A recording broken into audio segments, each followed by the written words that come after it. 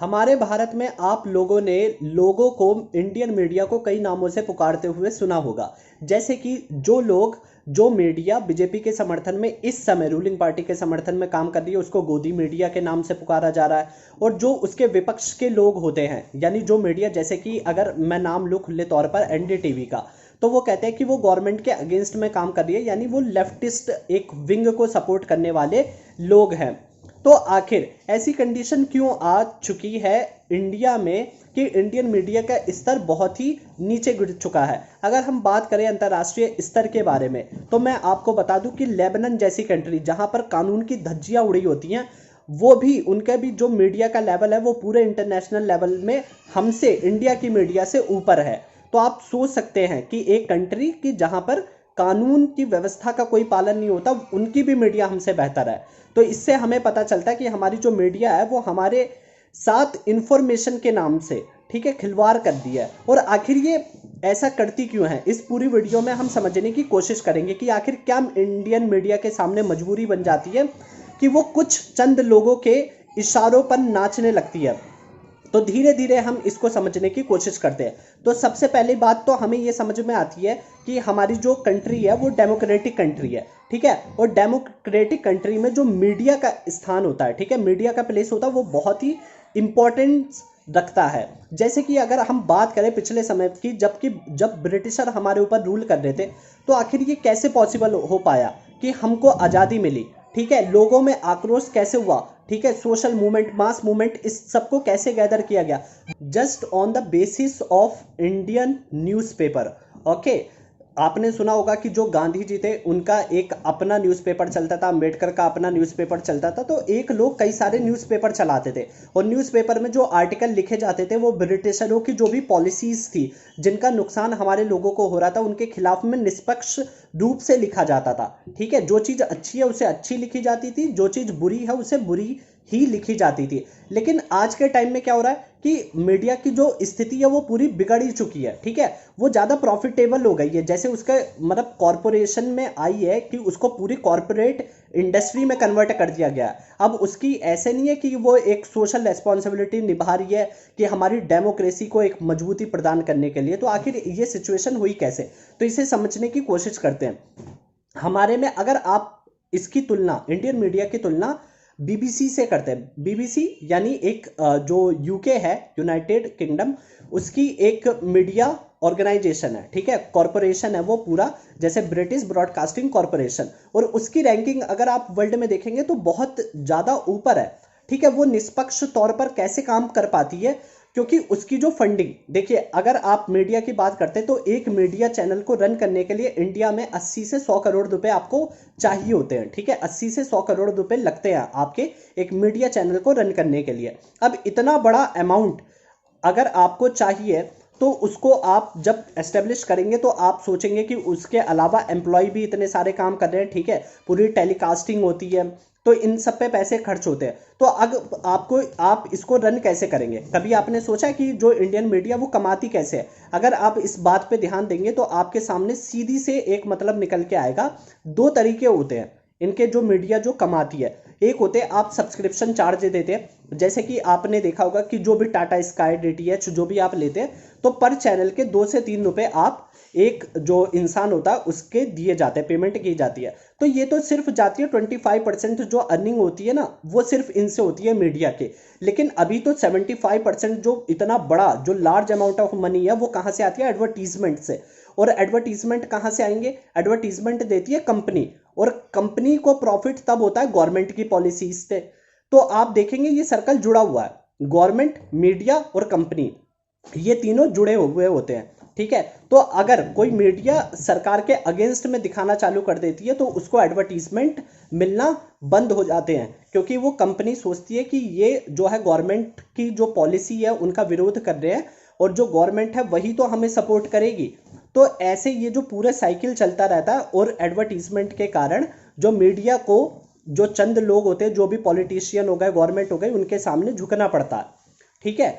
अब इसमें वही मैं बात कर रहा था आपको बीबीसी के बारे में। अगर आप वहां देखेंगे वहां टोटली सब्सक्रिप्शन चार्ज होता है, और इसीलिए वहां की मीडिया इतनी पावरफुल है, आप यकीन नहीं मानेंगे कि वो अपनी गवर्नमेंट के अगेंस्ट में ऐसे खड़े हो जाते हैं कि गवर्नमेंट को उनके सामने झुकना ही झुकना पड़ता है, ठीक है। और उनका अगर आप विंग्स देखेंगे ना कि एक ही चैनल इतने सारे विंग्स पे काम करता है, ठीक है, कि मतलब हर चीज की रिपोर्टिंग वो चैनल कर रहा है, स्टोरी से लेके, क्राइम स्टोरी से लेके, अगर आप मतलब जूलॉजी की स्टोरी देख लेंगे, नेशनल जो एनिमल्स होते हैं उनकी स्टोरीज देख लेंगे, तो सब में उसकी ज़्यादा इन्वॉल्वमेंट आप देख सकते हैं। हर एक कंट्री में उन्होंने जाके अपने जो सेटअप है वो लगा रखे। इंडिया में अलग काम करती है, बीबीसी हिंदी के नाम से काम करती है। तो इतने बड़े ऑर्गेनाइजेशन कैसे सेट कर दिया?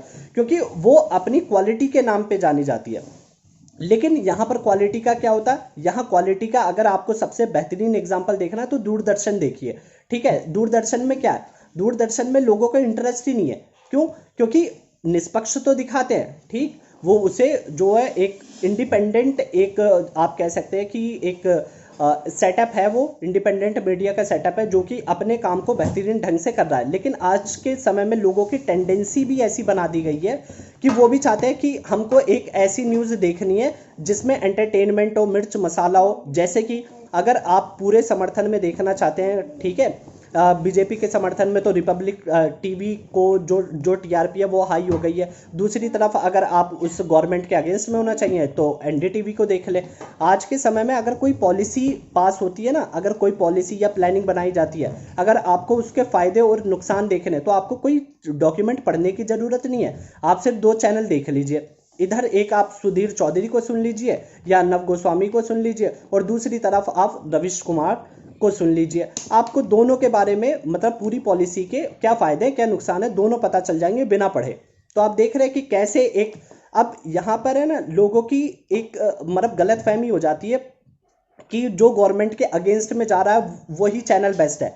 ऐसा कुछ नहीं है। गवर्नमेंट के अगेंस्ट में रहना या पूरी तरीके से समर्थन में रहना, दोनों गलत होते हैं।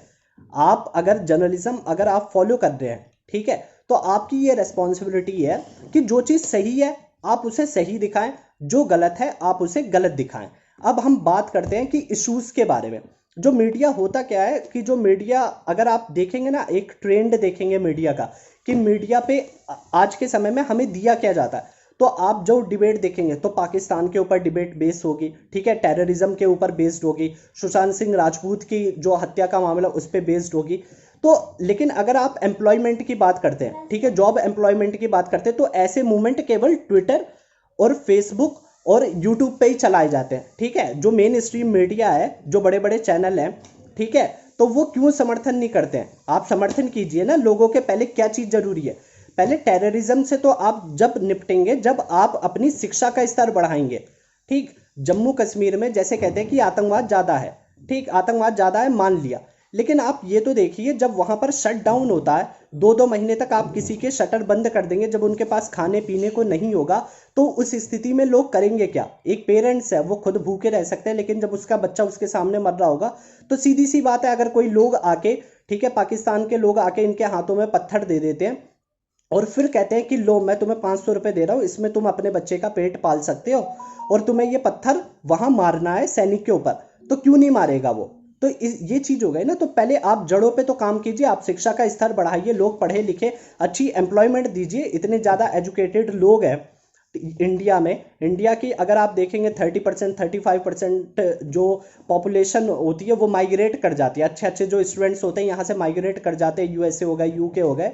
इंजीनियर हमारे इतने सारे हैं, इतने सारे प्रोड्यूस करती है, but why there are not the opportunity of the employment, that is why they are migrating from the India to the other countries. So it is the responsibility of our government to set up the new companies here, okay, allowing the environment to set up here the new companies and giving the opportunities to our students so that they can do better, ठीक है। अगर आप development की बात करते हैं, अच्छी अच्छी नीतियों विकास की बात करते हैं, तो सेटअप कीजिए ना। स्टूडेंट तो हैं हमारे पास, कैपेसिटी भी है काम करने की, लेकिन अपॉर्चुनिटी देनी चाहिए। तो अब ये तो रही मीडिया की बात, ठीक। अब मीडिया के ऊपर एक कंट्रोल करने के लिए भी आपको कोई ना कोई कमीशन बनानी चाहिए। जैसे कि आप देखेंगे बाहर जो होता है, जैसे आप यूएसए में भी देखेंगे ना, तो वहां पर भी एक कमीशन बनाया होता है जो कि मीडिया की मॉनिटरिंग करता है कि क्या मीडिया कोई फेक न्यूज़ तो नहीं चला रही है, उसको मॉनिटर करता है, ठीक है। यूके में भी आप देखेंगे तो वहां भी मॉनिटर होती है कि मीडिया कोई फेक न्यूज़ तो नहीं चला रही है। लेकिन इंडिया में ऐसा कुछ नहीं है। इंडिया में आपके माइंड में जो आ जाता है वो चला दीजिए आप बस, ठीक है। 2-4 लोग पकड़ लीजिए जो चिल्लाने वाले हैं और आपका बेहतरीन से टीआरपी बेहतरीनी से चलती रहेगी। बस एक दिमाग में रख दीजिए कि जो हम काम कर रहे हैं वो राष्ट्रवाद के नाम पे कर रहे हैं। हिंदू को मुस्लिमों से लड़ाइए और मुस्लिमों को हिंदू से लड़ाइए। धर्म के नाम पर आप जितनी राजनीति कर सकते हैं, जितना नोट कमा सकते हैं, जितने नोट छाप सकते हैं आप छाप लीजिए, ठीक है।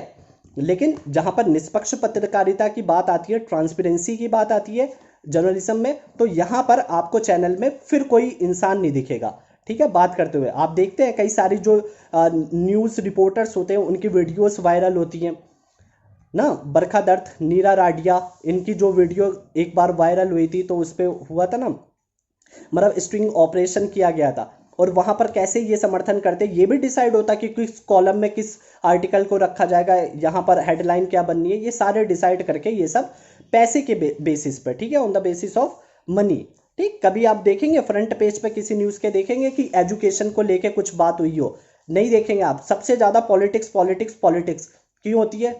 मेन चीज़ है, मेन मुद्दे पे आप बात कीजिए, ठीक है। और यहाँ पर जो लोग होते हैं वो लोगों की भी जिम्मेदारी बनती है कि आप अपनी तरफ से फोर्स तो कीजिए, आप सब्सक्रिप्शन लीजिए। आप ये मत सोचिए कि अगर मैं मेरे से एक जो चैनल है, न्यूज़ चैनल है, वो मुझे फ्री में ही दिखाए, नहीं, आप 2 रुपये दे सकते हैं। अगर 2 रुपये वो सब्सक्रिप्शन मांग रहा है आपसे तो आप उसे पे कीजिए, क्योंकि जब वो सब्सक्रिप्शन लेगा, जब वो कैसे खुद अर्न कर पाएगा मीडिया, तभी तो आपको या गवर्नमेंट के अगेंस्ट में या फेवर में चीज़ें दिखा पाएगा, ठीक है। निष्पक्ष तौर पे आपको तभी तो चीज़ें दिखा पाएगा कि उसके ऊपर कोई दबाव नहीं होगा पैसे से रिलेटेड।